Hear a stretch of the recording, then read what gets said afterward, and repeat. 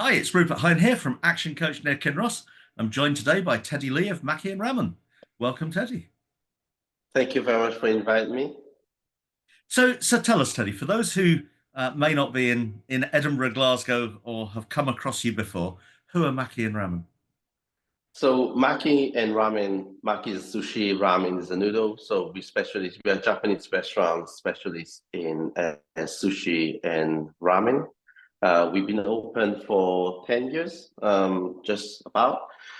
We have eight locations, eight Maki Ramen under the umbrella. So we have Ikigai Ramen and also two franchisees as well.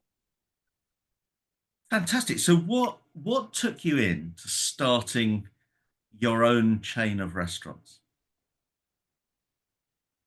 I In general, I'm a chef in trade, so I've been working for like 20 years, but I always wanted to open a restaurant. I just didn't know what restaurant to open. At that time, I really loved Japanese food and Japanese culture and anime and all this stuff.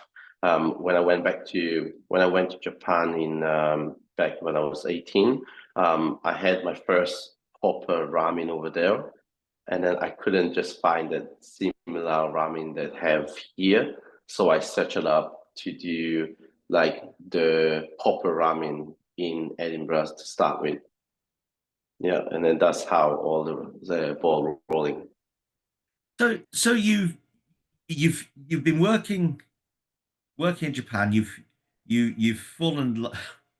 increased your love of the food. You've decided to start your own restaurant. So how do you Yeah. start your own restaurant? Um, so how do I start it? I work in this industry for a very long time, and then so I always looking for some kind of like a restaurant to open. The first one took me a year to find. I was looking for something not really an essential, but something cheap to start with because I'm making a saving out of it. And then, well, I just jump in because I know how to cook, I know how to sell. I just didn't know how to like actual opening the restaurant. So there are lots of things like alcohol license. I didn't know I need an alcohol license to sell alcohol and stuff like that. And then I learned to read in that, and then you got all these kind of like paperwork that I did not normally do. Yeah, but you learn. Yeah, there's a lot there's a lot that goes with it. So you've got your first restaurant. Now, for a lot of people running one restaurant, particularly as the chef who's the powerhouse behind the scenes, that would have been enough. So That was, so so so so how do you get from one to a chain? okay, so that's very long. I started making about £300 a day, which I started with three employees. So it's actually me and another two. And £300 was like a lot for us. And then we developed the product first. So the product was like a mini ramen to like a £7 ramen to go up to like £10 ramen. The prices increased because we're using more and more ingredients. That is kind of like it's getting a lot more complex into the ramen itself. Normally, the ramen you have like water and MSG and water, water, MSG and soya sauce. When we're actually using like a pork bone to cook it for 8 hours, let all the collagen and all the mineral to come out. So once we reach to that point, the business starting to shoot from 300 to 600 pound to 600 pound to 1,000 pound, and then you starting to hire.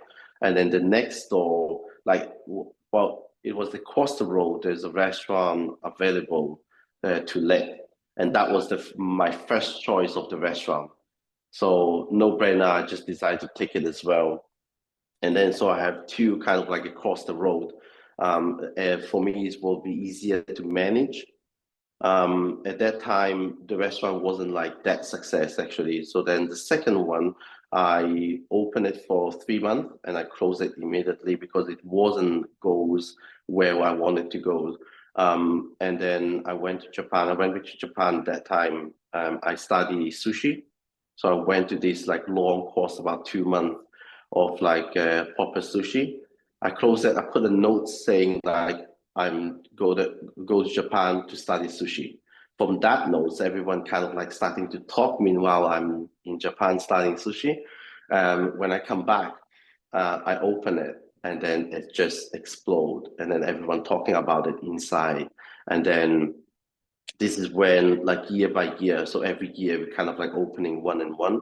I think and then the third one was the kind of like the biggest one at that time. So Maki number one was about 30 covers, so 30 seats.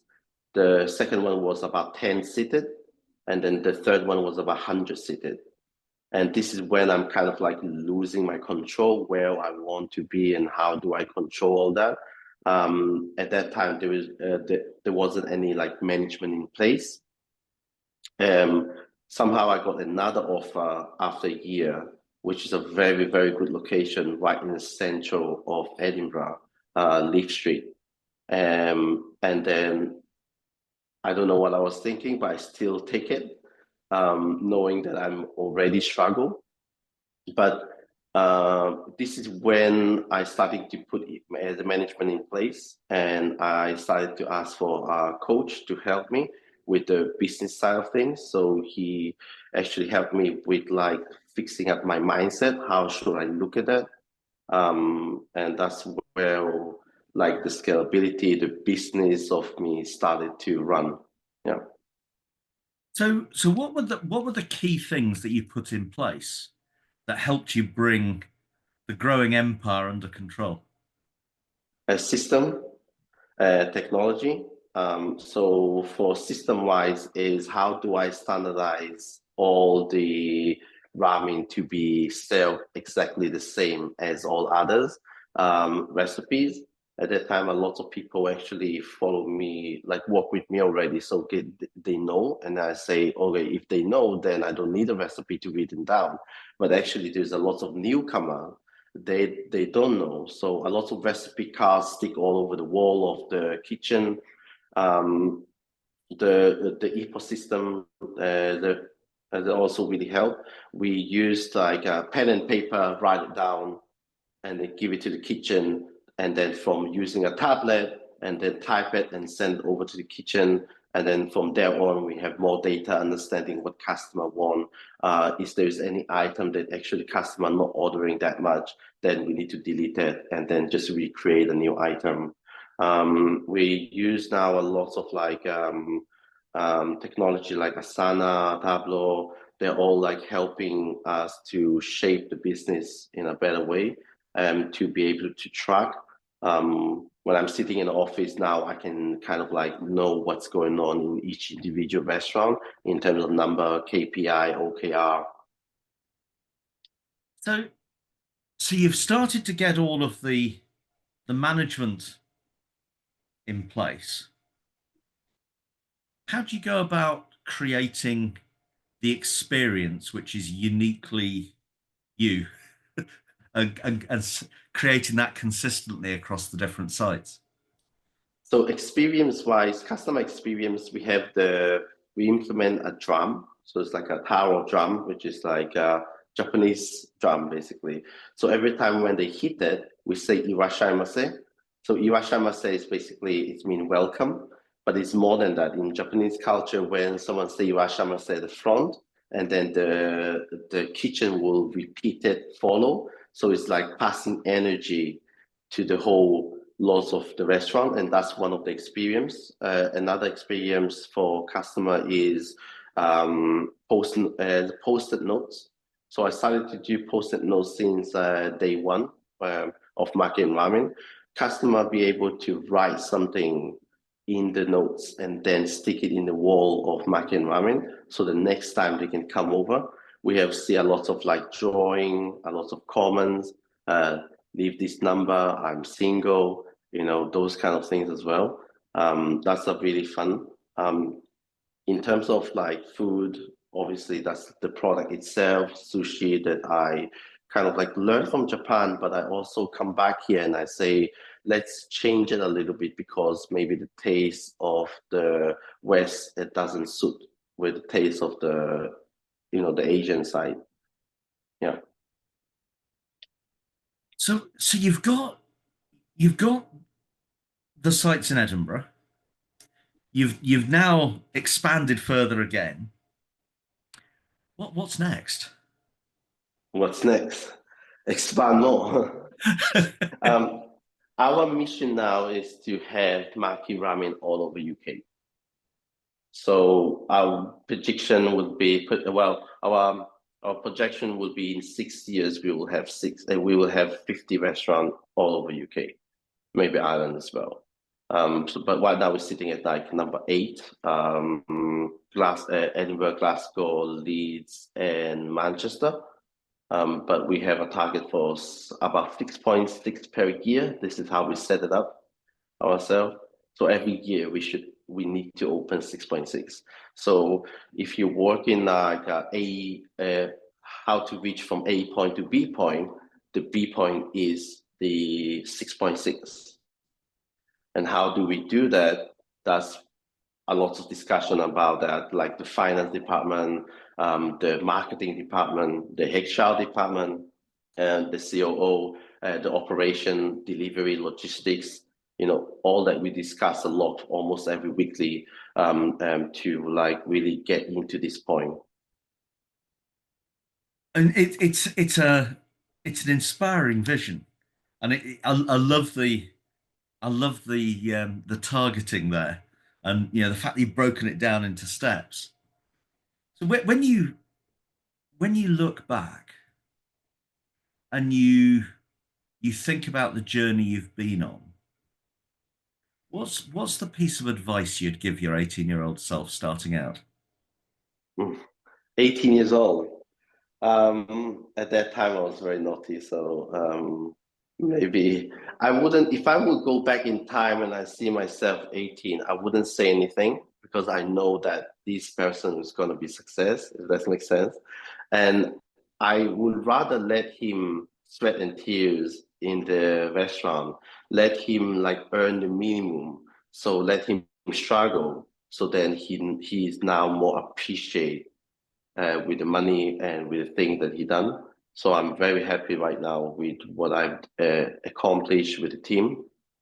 So yeah, like I'll probably not say anything. Like just say, maybe tell him don't give up. Yeah, yeah, It's yeah. it's powerful stuff. I mean, you've just described a journey where you've set out with a passion. You've realized you needed to do more learning. You've gone on a journey to add to your skills. Going back, you've used that in the marketing to help get people excited whilst you're gone, and then you've Yes, consistently built the systems around it, and now you've got that vision for the future, and you're heading away for it. yeah. It's Thank it, you. it's a fabulous journey, and yeah, I mean, thank you for sharing it with us. Thank It's you. it wish you all the well, all the every good wish for the future. Um, and yeah, look forward to seeing you in Yeah. every major Where do city. you base? Where do you base? I'm just up the road. I'm just up in Kinross. Kinross. Okay, let's target your side. Absolutely. But thank you for joining us. That's been fabulous. Oh, thank you very much. Thank you.